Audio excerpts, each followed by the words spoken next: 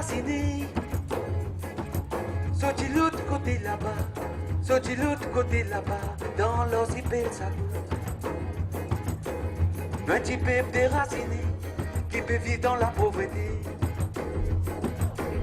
Nous partenons à l'identité. Un petit peuple déraciné qui peut vivre dans la pauvreté. There are times when one tragedy, one crime, tells us how a whole system works behind its democratic facade and helps us understand how much of the world is run for the benefit of the powerful and how governments often justify their actions with lies. The film you're about to see is a shocking, almost incredible story.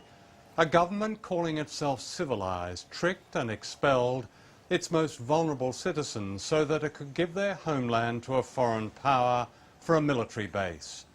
This was all done in high secrecy, and this same government and its successors then watched its citizens starve to death. It watched them despair and take their own lives, while at the same time ministers and their officials mounted a campaign of deception that went all the way up to the Prime Minister. That government was a British government whose policies are continued today. This report is about a faraway people most of you will have never heard of, and yet the lies covering the injustice done to them will be all too familiar.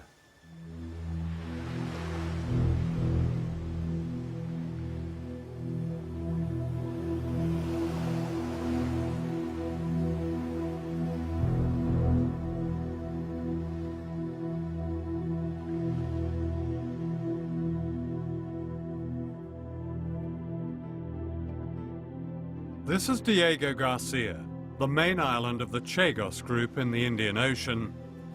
It was once a phenomenon of natural beauty and peace, a paradise. Today it is one of America's biggest military bases in the world. There are more than 2,000 troops, 2 bomber runways, 30 warships, and a satellite spy station. B-1 and B-52 long-range bombers extended their reach from the British base at Diego Garcia in the Indian Ocean. From here, the United States has attacked Afghanistan and Iraq. The Pentagon calls it an indispensable platform for policing the world. Missile launch right, 3 o'clock.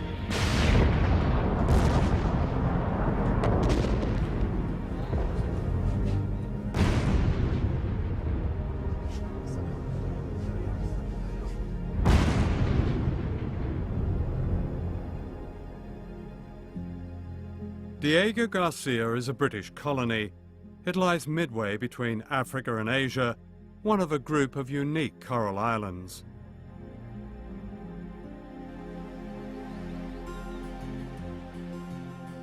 This is rare film taken by missionaries before the Americans came in the 1960s. 2,000 people lived in the Chagos Islands, a gentle Creole population originally from Africa and India, whose communities dated back to the late 18th century. They were thriving villages, a school, a hospital, a jail, a church, a railway, and above all, a benign, undisturbed way of life. Si mon grand-mère Bisaïl, roi naissance le Diego Gracia, mon grand-mère naît là-bas, mon maman naît là-bas, moi mon naît là-bas, si moi mon fait 6 enfants Diego, et nan di moun qui plus grand que mon grand-mère Bisaïl, qui gagne des enfants là-bas. Le Diego qui plus bon souvenir, nous tu manger, nous tu boire, ils amènent nous pas si manque non rien. Ils amènent nous pas acheter non rien ici, à part de linge, pour nous mettre l'eau nous. C'est un poule, canard, porc, moi mon banniché, quand la mer sec, on allait me prendre m'amène dans la mer avec moi, je t'attrape poisson, je t'amène mettre devant moi. Unknown to the islanders, all this was about to end.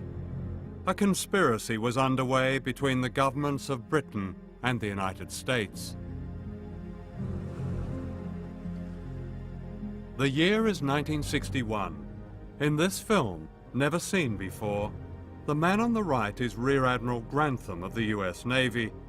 His visit to Diego Garcia marked the beginning of a top-secret Anglo-American survey of the island for a military base so vast that it would cost over $1 billion. The Chagos Islands were then governed from Mauritius, 1,000 miles away. When Mauritius got its independence from Britain in 1968, it was on condition that it would lay no claim to the Chagos Islands. Hidden from Parliament and the US Congress, the deal was this. The Americans wanted the island, in their words, swept and sanitized.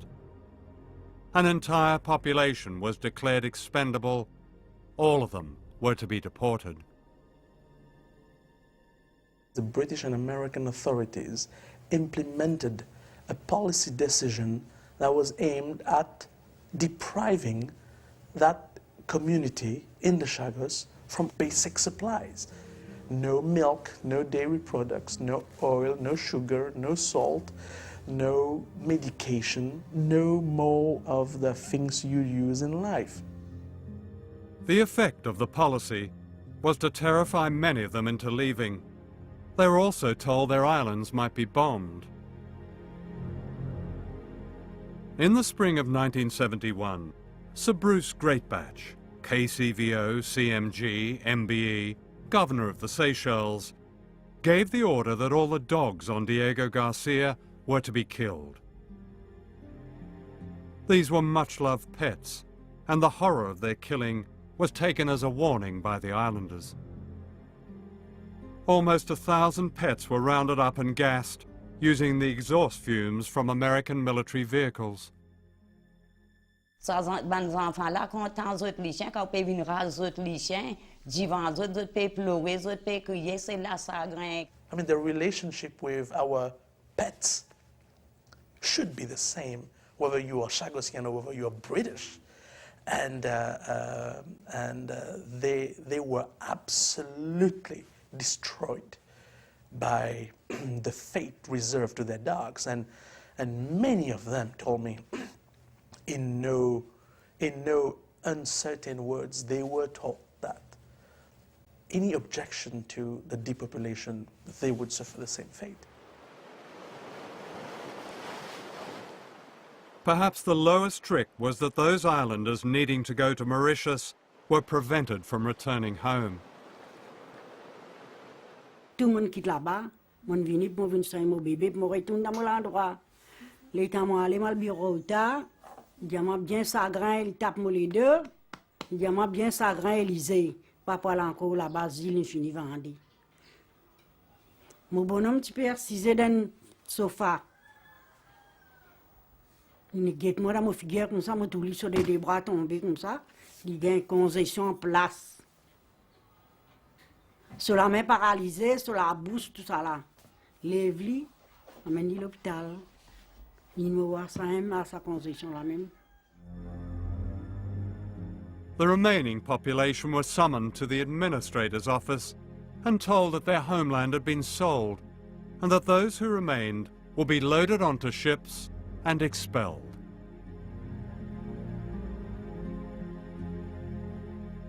In this photograph, people are standing in silence, stunned. Vini, il fait une réunion Côte Bureau, on appelle nous tout. Nous pas obligés quitter. Mais ce qui tu peux passer là-bas, nous tu connais, pareil, comment tu peux faire avec nous les chiens. Tu peux faire ça même à nous, sans pitié. They were forced onto this vessel, the SS Nordwehr. They were allowed to take only one suitcase. Sir Bruce Greatbatch insisted that the horses took pride of place on deck. The women and children were made to sleep in the hold on a cargo of bird fertilizer, bird shit.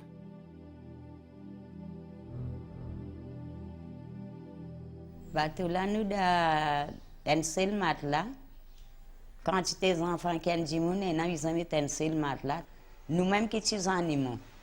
Nous-mêmes, nous sommes gauchins, femmes, enfants, nous qui sommes animaux, nous devons. The first port of call was the Seychelles, where they were herded from the boat.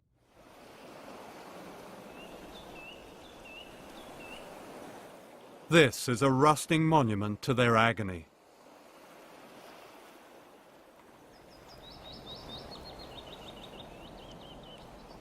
From here they were marched up the hill to a prison that has since been demolished.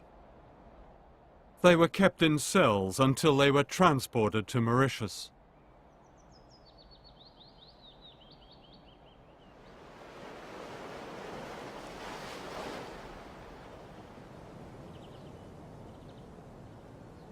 This is Port Louis, the capital of Mauritius. Here they were dumped on the docks, bewildered and terrified. Some of them stayed on the docks, waiting for the next ship to take them back home, you see. And there was never to be a ship to take them back home. They were taken to this housing estate, which was then derelict and had been taken over by animals.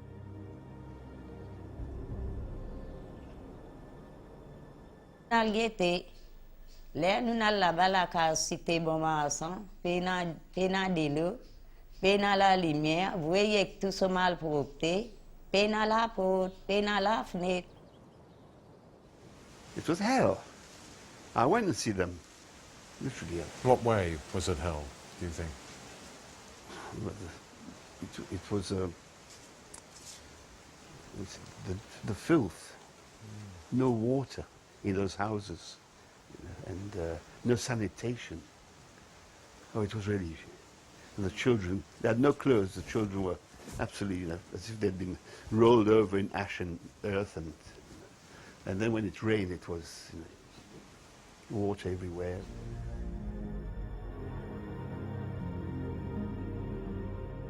The islanders began to die, not only from poverty, but from what they call sadness. Lizette, now in her 60s, lost 2 children. Mais les enfants sont extra grands parce qu'il y a un qui boit avec moi. L'état moi, je gagne sa nouvelle, là, moi, je ça grand. La tristesse, c'est boire un gilet ça grand, ça l'autre enfant là, il tient 8 ans. Il a 16 ça grand, il connaît qu'à depuis là-bas. Tout ce qui peut causer, tout ce qui peut passer, peut quitter ce pays, il investit ça grand. C'est la raison là que ça petit là, mon docteur n'est pas qu'à soigner la ça grand. They would sing their way through life. Here, I mean, they wept their way through life, and they're still weeping, you see. And there were, as you mentioned, so many cases of suicides. But there were so many cases of children, you know, not receiving proper care and dying in hospital. I know the case of one lady who lost 2 children within 2 or 3 months. And she wasn't able even to perform the funerals of her child because she didn't have the money necessary for that. And it was the state who took care of it. The hospital, from the hospital, the child was taken to the cemetery, you see. Do you realize what sort of a trauma, what sort of experience this is for an old lady? And this old lady is still weeping to be able to go back home. By the end of 1975, the secret expulsion of the people of the Chagos Islands was complete. A survey of their conditions in exile told of 26 families that had died together in poverty, of 9 suicides, of young girls forced into prostitution in order to survive. The report gave these examples. Elaine and Michelle Musa, mother and child, committed suicide. Leonie Rangasamy, prevented from going back, drowned herself. Tarine Chateau, no job, no roof, committed suicide. This was a glimpse of the suffering inflicted by the British government, and yet in a letter dated 16th of August 1976, a Foreign Office official wrote, and I quote, "Although we have no information about deaths, some deaths are bound to have occurred in the normal course of events.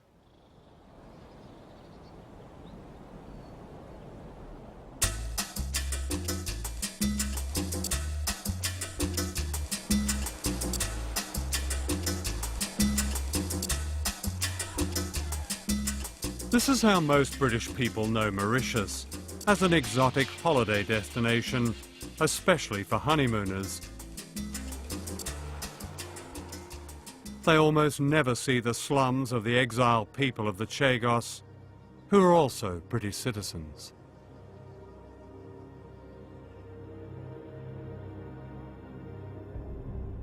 This is film taken in 1982 of a family of Chagos Islanders in exile in Mauritius. Here all 25 of them sleep in shifts in one squalid room, with the baby in a cardboard box. We found the same family living in the same shack, in the same terrible conditions. They still sleep on the floor.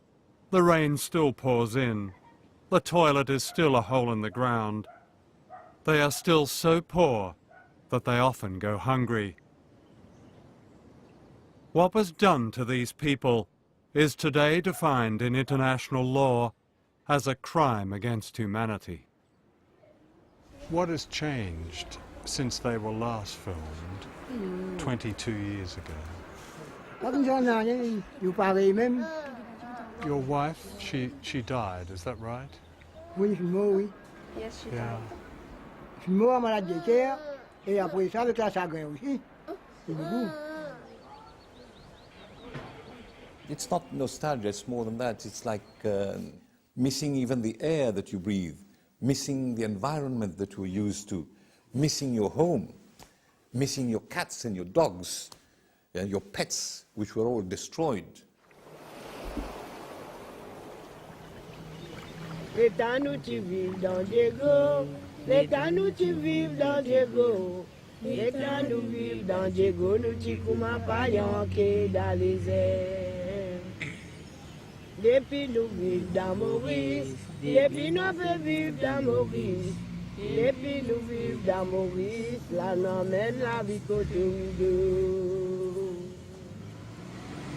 Donne la main aux camarades, donne-moi la main criée.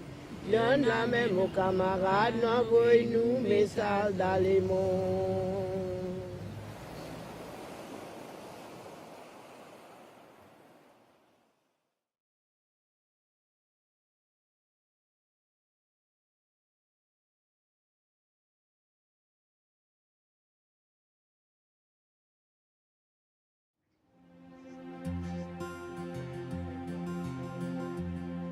This is Olivier Bancourt, leader of the Chagos Islanders in exile. When he was a boy, he promised his mother Rita that he would lead the fight for justice for his people. Olivier knows all too well their suffering. So you've lost a sister and four brothers? 4 brothers, yeah. Tell me what happened to them. I have one brother who died with hard drugs.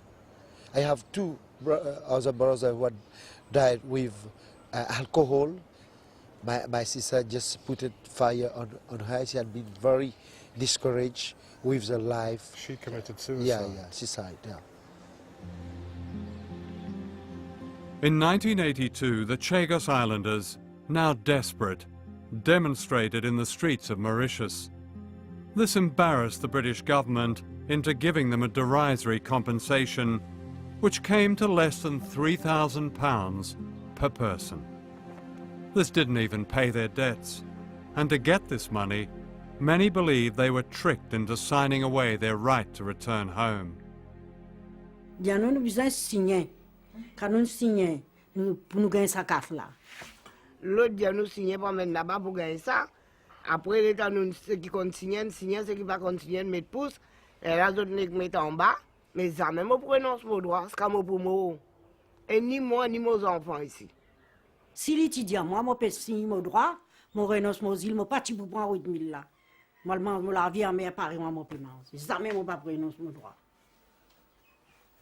It was entirely improper, unethical, dictatorial to have the Chagossian put the thumbprint on an English legal drafted document where the Chagossian, who doesn't read nor speak any English, let alone legal English, is made to renounce basically all his rights as a human being.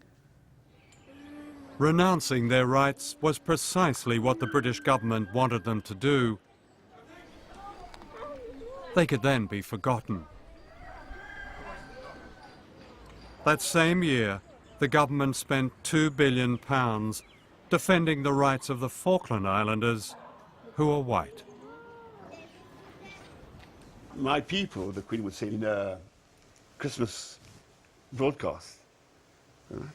So you send them 2,000 inhabitants of the Falklands, and you've got 2,000 people with Chagos. One out, the other one, we come to your rescue. Come on. Come on, you are all English, you're all British. Come on. What's the difference? Where's your sense of fair play, my fellas? Where is your sense of fair play? Mm-hmm. That could be a breakthrough, couldn't it? To get... From a tiny lock-up in the poorest section of Port Louis, Mauritius, Olivia Bancourt, an electrician, has taken the struggle across the world. And here you're with Nelson Mandela? Yeah, I am with Nelson Mandela, an example of human rights fighter, you see. We compare our struggle to the struggle of Nelson Mandela, who had been... In the 1990s, the islanders' struggle took a dramatic turn with the discovery of these documents in the Public Record Office in London. Here was the evidence that they and their supporters were looking for. These long-forgotten secret official files revealed the full scale of the conspiracy and the cynicism that drove it.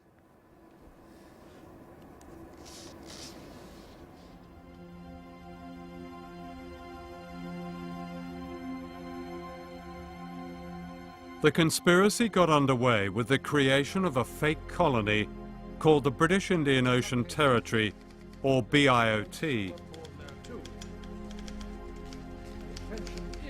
The sole purpose of creating this colony was to kick the people out. And to do it, the Foreign Office invented a fiction. They said the islanders didn't really belong to the Chagos, but were merely temporary contract workers. Foreign Office Memorandum, July 1965. People were born there, and in some cases their parents were born there too. The intention is, however, that none of them should be regarded as being permanent inhabitants of the islands. So how would they be regarded? The legal position of the inhabitants would be greatly simplified from our point of view, though not necessarily from theirs, if we decided to treat them as a floating population.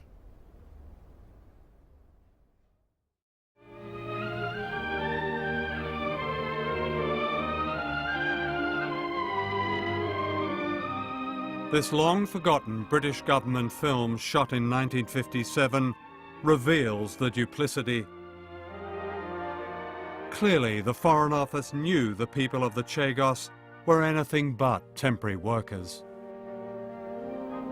Out of a total of 100 or more little islands, only some half a dozen are permanently inhabited, partly by people from Mauritius and the Seychelles, but mostly by men and women who have been born and brought up on these fragments of land. It is the story of their lives which this film tells. The British tried to claim, and I just quote one of their documents, that the Chagos had no indigenous or settled population. Menti, jamais. Mon papa né là-bas, mon grand-père né là-bas, mon grand-mère né là-bas, mon maman né là-bas. Cause menti. Il menti génération de là-bas. Back in London, some officials began to worry about being caught out. Foreign Office memo, November 1965. There is a civilian population. In practice, however, I would advise a policy of quiet disregard.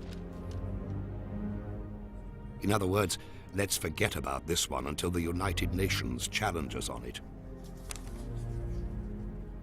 One can only say that they were looking at another prize, and this was considered a price that was worth paying, because in reality there would be no objections and they would get away with it. And all they were concerned about, the documents show this quite clearly, all they were concerned about was whether they'd be found out. In that same month, the British representative at the United Nations, F.W.D. Brown, was instructed to lie to the General Assembly that the Chagos Islands were uninhabited when the United Kingdom first acquired them. I must remind you that this has been done in violation of the United Nations Charter. This is why it was done so in absolute discretion and using lies. I'm not mincing my words. They were lies, damn lies. What the official documents show is not just a trail of lies, but an imperious attitude of brutality and contempt.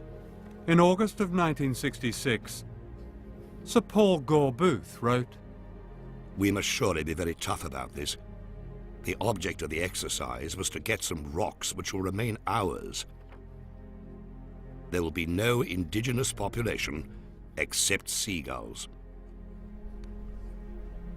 At the end of this is a note handwritten by Dennis Greenhill, later Baron Greenhill of Harrow. Unfortunately, along with the birds go some few Tarzans or Men Fridays, whose origins are obscure, and who are being hopefully wished on to Mauritius, etc. When you look at the documents, here you've got some of your former colleagues talking about, well, we just need some rocks because in all that's on it are a bunch of Tarzans and a few Janes and all that. Well, yes. I mean, I know the person that you're referring to and the minute that you're referring to. Yeah. And I have the greatest respect for him. He's dead now. And I'm sure that if he had any clue that his throwaway remarks would have become public, he would never have written that. Because I don't believe he's that sort of person, frankly. You know, people put things in minutes on official papers that they don't really mean.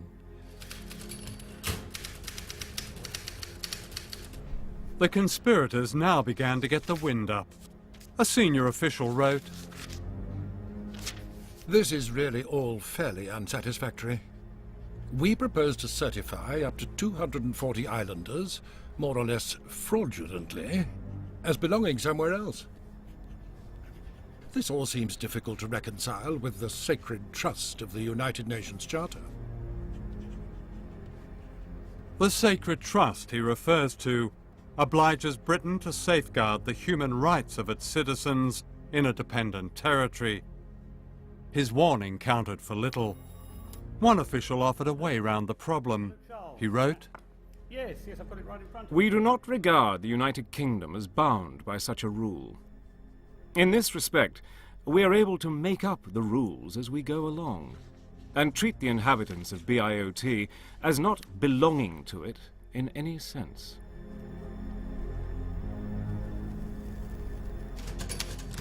This same official summed up the whole charade in the subtitle of one of his reports, "Maintaining the Fiction."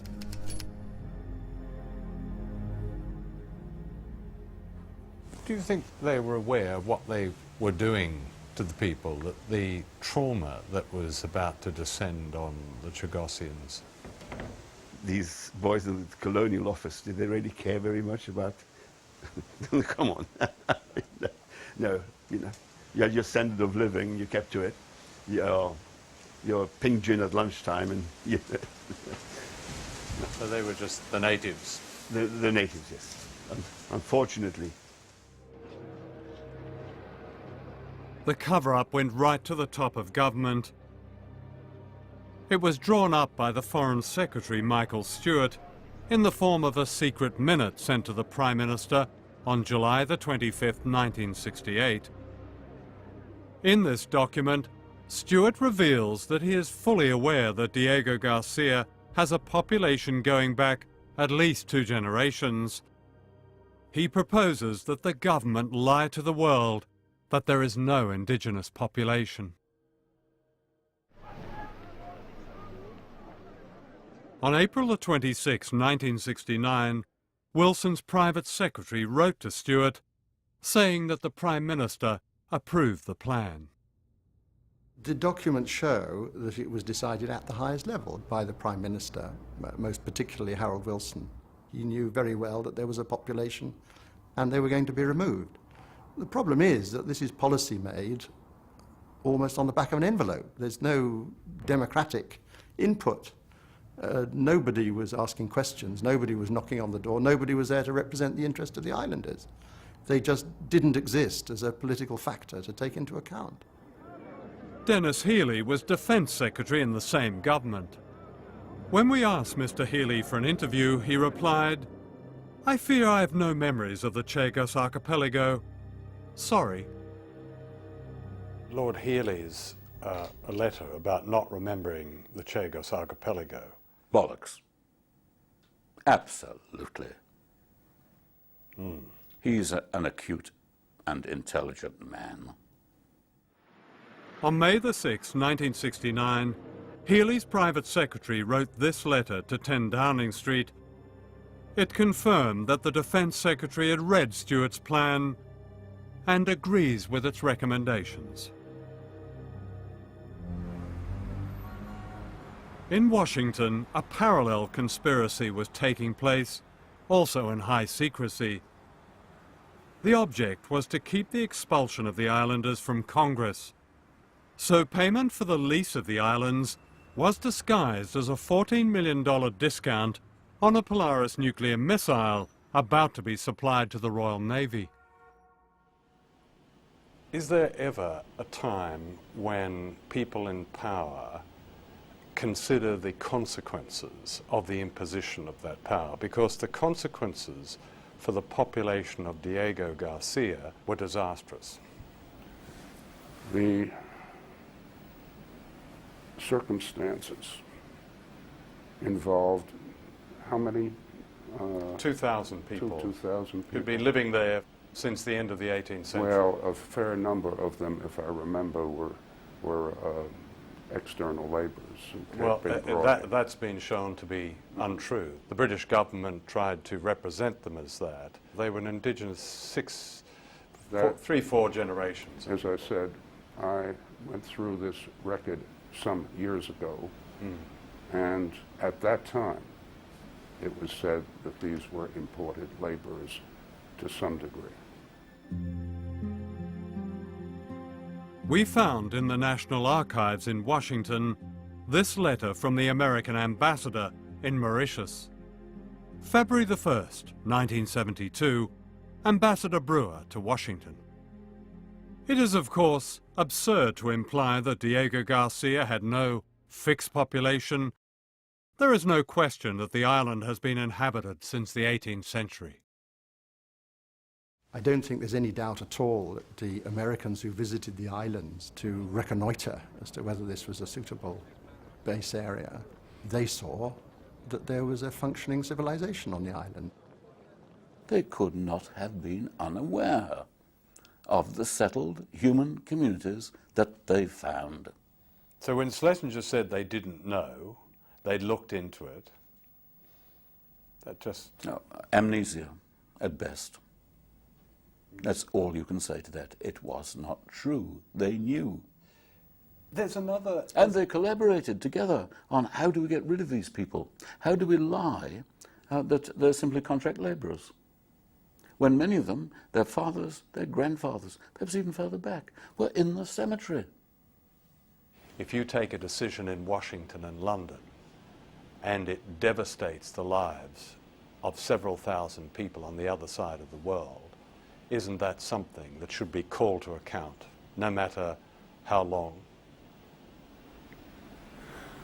Amongst the various activities of the British and the American government in the 20th century, not to mention the 19th century, this was a relatively small matter.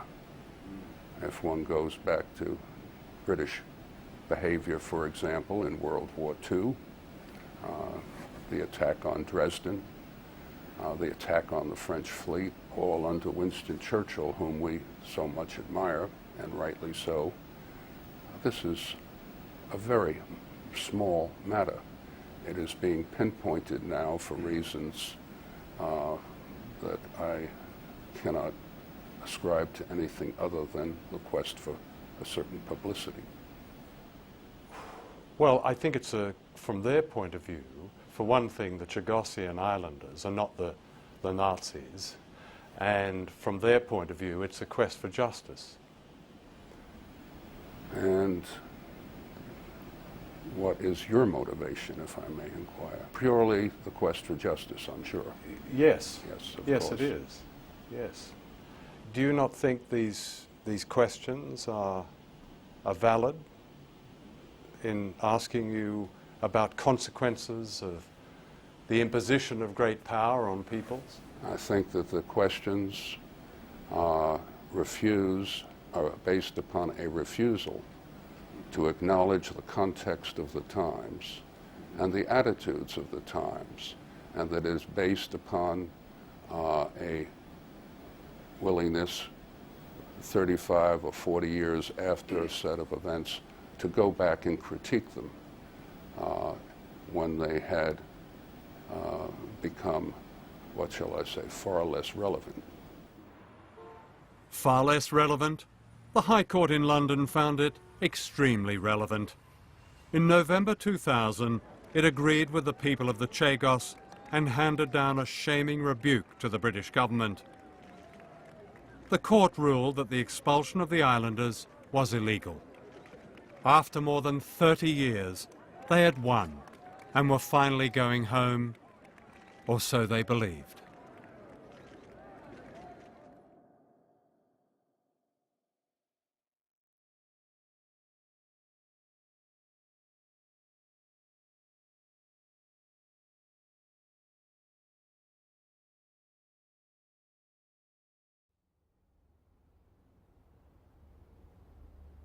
The Victory Day for the Victory in the High Court gave Olivier Bancourt and his people the right to start their lives again.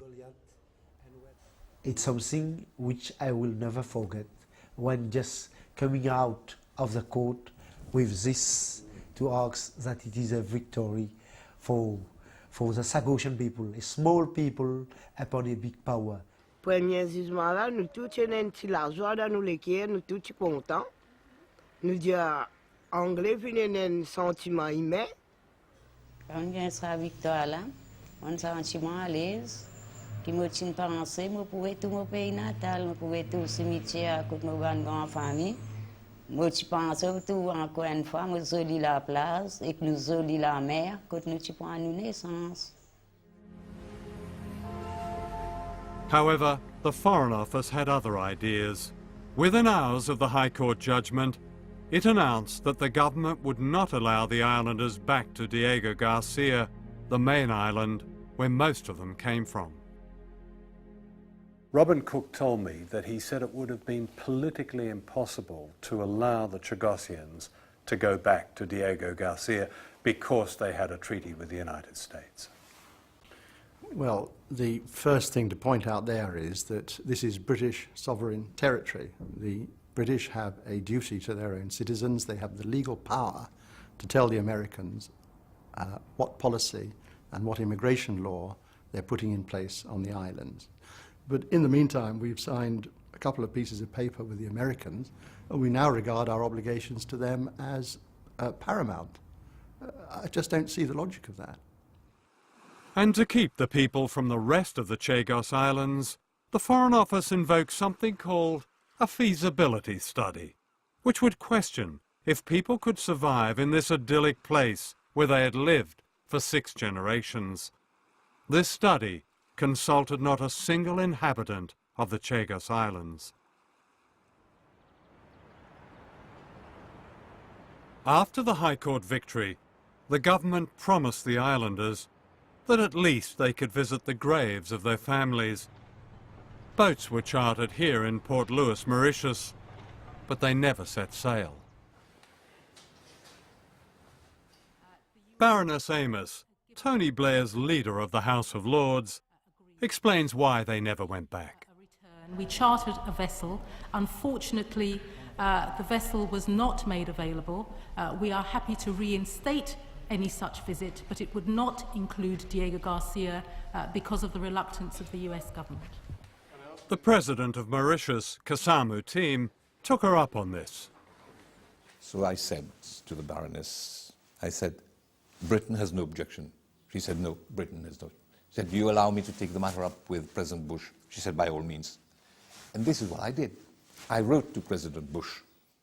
The reply came, I'm sorry to say, we don't deal with the Mauritian government, we deal only with the British government. And the British are not agreeable.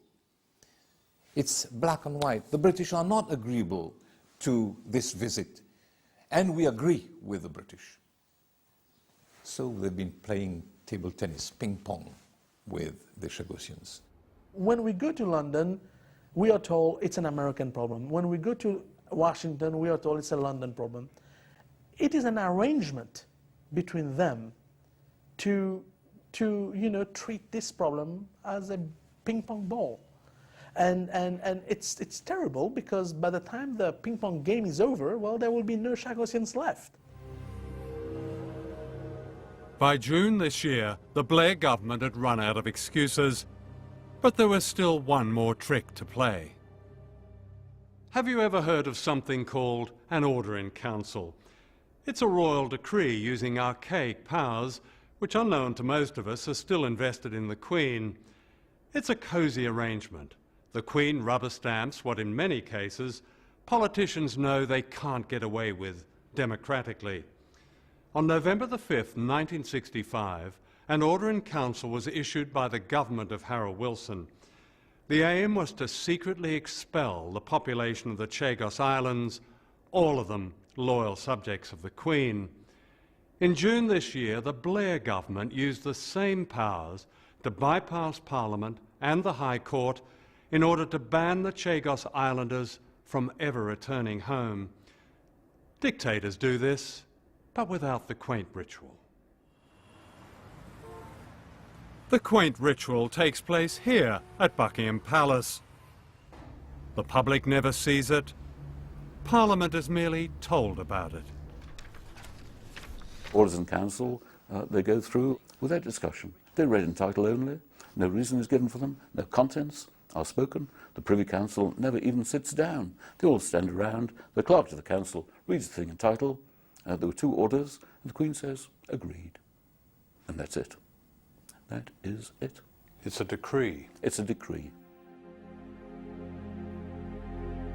And with that royal decree, the people were banned forever from going home. It was June the 10th, 2004, election day in Britain, when they thought no one would notice.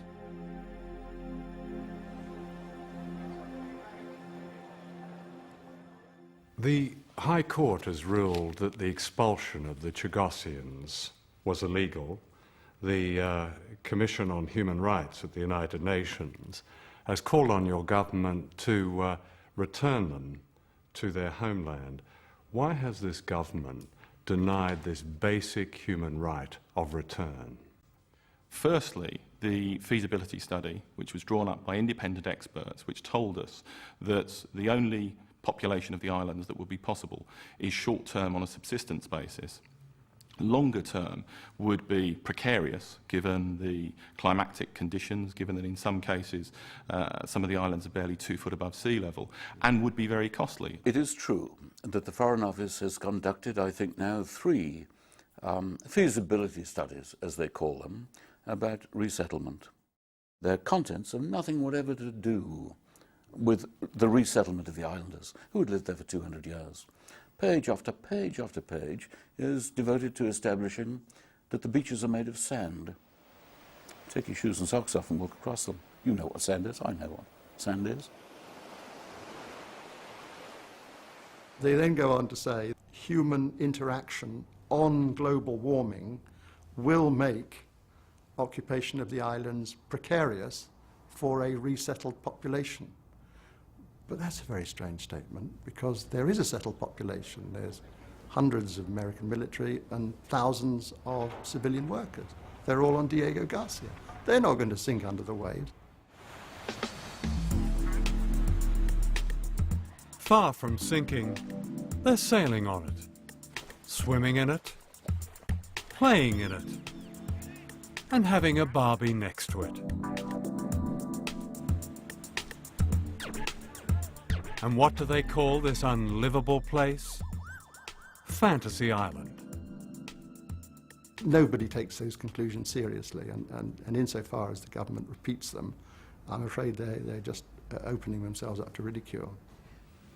At the moment, on Diego Garcia, there are 4,000 US servicemen and contractors. There are 2 bomber runways, each 2.5 miles long. There are anchorages for 30 ships and 2 nuclear-cleared berths. There are space tracking domes and weapons ranges. It's the biggest American base outside the United States, which the US Navy describes as indispensable. The living conditions as outstanding, the recreational facilities as unbelievable, and the US wants to extend the lease past 2016. And you're asking us to believe these islands are uninhabited or they're sinking. No. Of course they're inhabitable, but at a cost. The United States does have concerns about the climatic conditions longer term in respect of Diego Garcia, and has exactly the same concerns that were formulated in our independent study. But what the independent study told me, there was no fresh drinking water. There was, real concerns in the outer islands about the sea levels and the danger of flooding, and there would be a need for substantial expenditure on actually building a livable infrastructure. One of the chief things was, what is the water supply going to be like? Oh my God, we can't guarantee it. These islands, and I published this in 1971, are respectively the 3rd, Peros Penhas, and the 5th, Salomon, wettest islands in the world. Peros with 4 meters of rain a year, and the other with 3.5. When it rains, the water table is so high, the rain remains on the surface for days. So what does that make these feasibility studies? Worthless. Waste of time. Waste of time. Let me ask you, does this government, do politicians in this government, because this story has shocked most people, do you not feel any shame for these actions? I've said to you at the beginning, I am not seeking to justify the decisions that were taken in the 60s and 70s. I mean shame now, because you used the same powers to ban them. No, I don't feel ashamed, because I took what I believe, and the government took, a responsible decision in the circumstances almost 40 years after the last Chargossian lived within these islands, and I was being asked, and the government and the British taxpayer was being asked, to pick up the financial tab to allow, almost on an exploratory basis, for people to go back to the islands. You can't manufacture money. You actually have to make choices about how you spend your money. Only the other day, the minister was asked by a member of parliament, what is the anticipated cost? And the answer was £5 million to set up and £5 million a year to run. Well, that's peanuts. £5 million is the cost of an embassy building in London. This is an embassy building in Mauritius, home to Mr. David Snoxall, the British High Commissioner. It has tennis courts, lavish gardens, security fences, a swimming pool, and a Jaguar car. All paid for by the British taxpayer. Minutes away, these are the British citizens who are less worthy of taxpayers' money.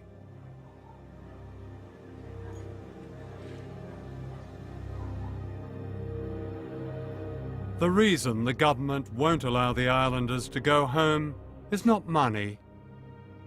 It's power. American power, and its self-given role to dominate. Might is right, and the great powers have the might, and therefore the right to do anything they want, wherever and whenever they want. They wanted the Chagosian Islands, in particular Diego Garcia, for a base. They take it they grab it. It's their right. However, the islanders are not giving up their right of return. Today they're getting ready to demonstrate outside the British High Commission in Port Louis. So these are all going on the demonstration to the High Commission? Yeah, of course. This is a particularly relevant one, isn't it? Yeah, yeah. I mean, that's quite a serious indictment. Yeah, of course. You're referring to the High Court found in your favour that you could all go home and the British government has prevented you from going home. This is why it's true. It's something that everyone must know about it. The British government seems to be using all of its powers to even capture the law and using it for its own political ends. By overturning the High Court ruling and saying that this is no longer on, that by referring to the Crown prerogative and going back to these medieval laws and overturning the legal decision to allow these people back to the outlying islands, that to me is a capture of the legal powers of the state that really only happens in totalitarian regimes. The struggle and the dignity of the Chagos Islanders were displayed here by elderly ladies having to stand on the street and shout for their basic human rights.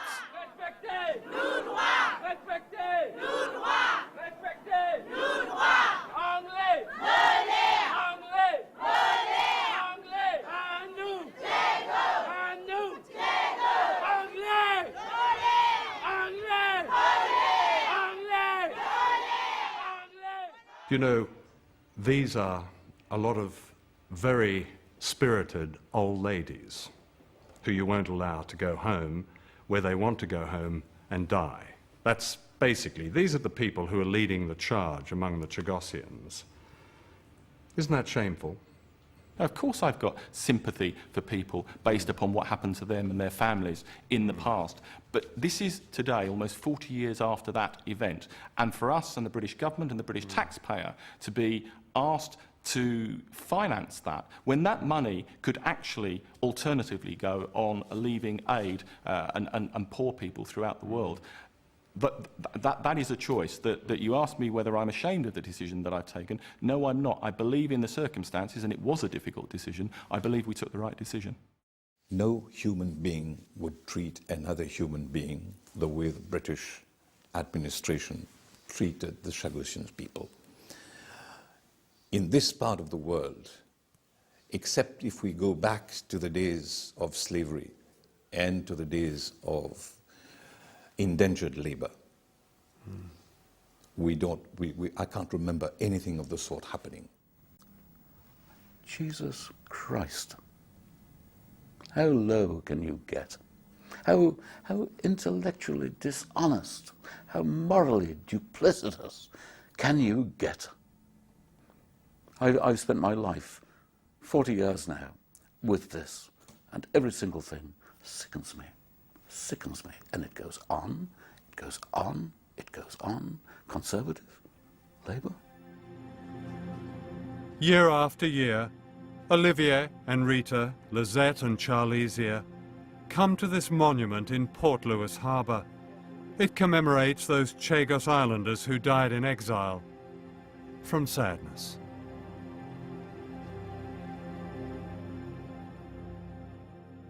Il est bien sacriant, il est bien faire les cœurs faire mal. Et bon Dieu pour punir les autres ça, ça qualité matière que les autres peuvent faire nous souffrir.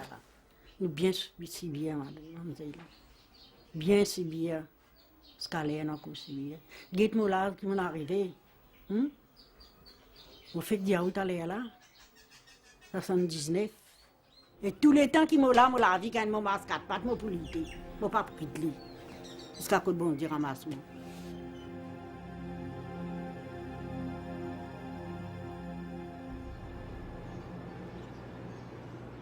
The film you've just seen is not only the story of a single injustice, it's a rare glimpse of great power at its most ruthless.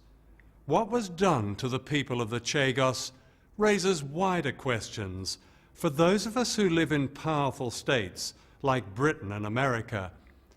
Why do we continue to allow our governments to treat people in small countries as either useful or expendable, why do we accept specious reasons for the unacceptable? 4 years ago, the High Court delivered one of the most damning indictments of a British government.